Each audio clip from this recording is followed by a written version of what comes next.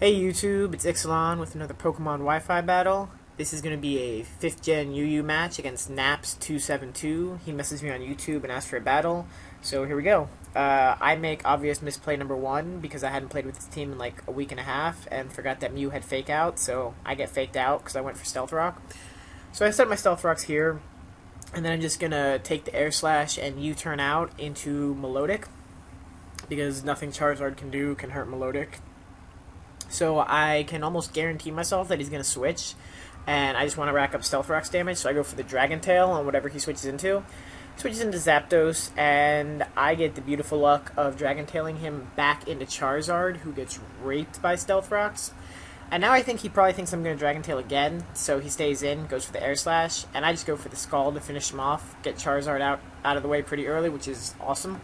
And that crit absolutely did not matter. Scald would have killed him at that health anyways. So he goes out into his Sceptile, and I'm fearing the Leaf Blade, so I switch out and go into Heracross to take the Grass move. And he goes for the Focus Blast, predicting the switch, I guess.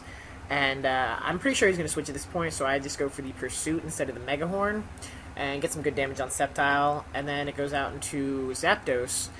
And I switch because Pursuit's not going to really do anything, and he takes this opportunity to roost up.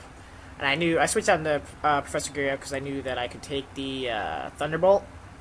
But he goes for the Roost, which kind of sucks because now I know I'm dealing with a bulky Zapdos, and I hate these things. So I go for the Thunderbolt because I thought I'd scare him out into switching, but he doesn't. He stays in because he's got the Hidden Power Grass or Water.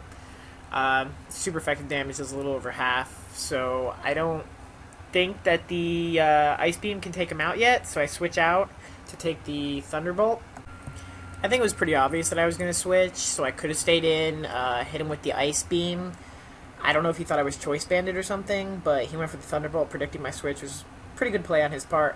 And I'm just going to go for the Toxic. I don't care if I Toxic the Zapdos or something else that comes in. And I Toxic this Slowbro, which is pretty nice because it has Regenerator and is kind of going to be a pain in my ass a little later, you'll see. Now, I don't want to take a Psychic or a Surf or anything, so I just go out into Melodic, who I know can take it, and he goes for the Yawn. At this point, I was kind of laughing because I have Sleep Talk and Rest on Leviathan, so if I do happen to go to sleep, it's not going to be a big deal. And I just go for the Scald at this point. I probably should have gone for the Dragon Tail, but I just wanted to see, if I could get a little damage on. Scald can't burn him, obviously, so that's kind of stupid. He goes for the Scald, too, and gets the burn, so now his Yawn does nothing because I'm not going to fall asleep with the burn. And he's going to switch out into... I forgot what he switches out into. Alright, Sceptile to scare off my Leviathan. And I'm like, oh, he's at really low health. I can probably get a good Scald, get the burn. Bring him down to that minuscule amount of damage, and I was pretty sure I could live, like, one Leaf Storm. But no, this is a Life Orbed Giga Drain Sceptile, and that completely screws me over, because it's going to Oko... Melodic and bring Sceptile back up into the green, which kind of causes problems for me. Now I go on to Mew and set up the Fake Out, get a little damage on him, and I was thinking I was faster. I don't know why, because Sceptile is definitely faster than Mew, and he gets the Giga Drain off and I don't live it, so my U-turn that I was planning does nothing. I'm like, okay, time to just end this, Choice Scarf, Heracross, and I know he thinks I'm going to go for Pursuit, because it should scare him off, but I'm like, no, I just want to make sure he dies, go for the Mega Horn. And then he goes out into Slowbro, and I'm like, okay, Mega Horn should kill him off, right? No, of course it doesn't. He lives, with like 3 hit points. Gets the Yawn, which doesn't matter. And since it's his first round of poison back in, his leftovers will cover that. He's not going to die. So I'm like, okay, I'll just switch out into Hitmontop. And that should, get the Intimidate off on him. Not a big deal, whatever. He, of course, gets Regenerator by switching, so that Mega Horn kind of sucked. And he goes into Zapdos. Now, I know I can take at least 2 Thunderbolts after leftovers, so I go for the Toxic first, because I just want to get the residual damage on the Zapdos, make sure that his Roost is not going to be a huge problem. I don't want him to stall me out. I'm going to counter-stall this thing. And I live with 122 hit points after the first one, so I go for the Sucker Punch, because I'm fairly confident that I can live a Thunderbolt, but there's a chance he gets max damage and kills me, and I just want to get a little bit more damage. So I live with 4 hit points, which is pretty sweet, and I'm like, alright, cool. I'm going to go for the High Jump Kick, because he's probably going to Roost. But he doesn't, he switches out, and I'm like, okay, the High Jump Kick will still kill this guy. but of course, high jump kick misses, and I kill myself, and good job, Hitmontop, you're an idiot. I'm like, okay, this Slowbro has to die now.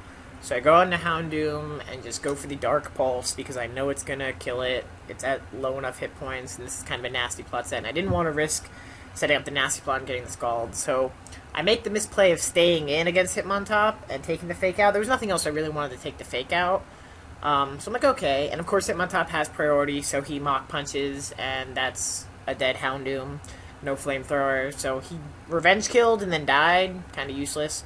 And I go out into my Nidoking, and of course I have to go for an attack. So he gets the Sucker Punch off, which kills him. So, I mean, the Sucker Punch was a good play anyways. I probably should have just gone straight into the Heracross and saved the Nidoking for later, but I didn't.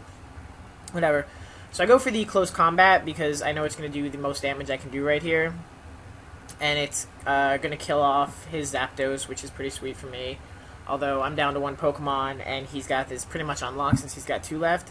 So he gets the Fake Out after the defense drop. Takes a little over, just about half. Actually, just under half. And then he goes out in a Weavile to take the Close Combat and fodder him out. And that's going to lower my defense again, which, when Hitmontop comes back in, he'll be able to fake me out again. And that's a very close 1-0 and a very good game, Naps. I'd definitely battle you again. It was a lot of fun. I hope you guys like this battle. You know, rate, comment, subscribe. Let me know what you guys think. And thanks for watching.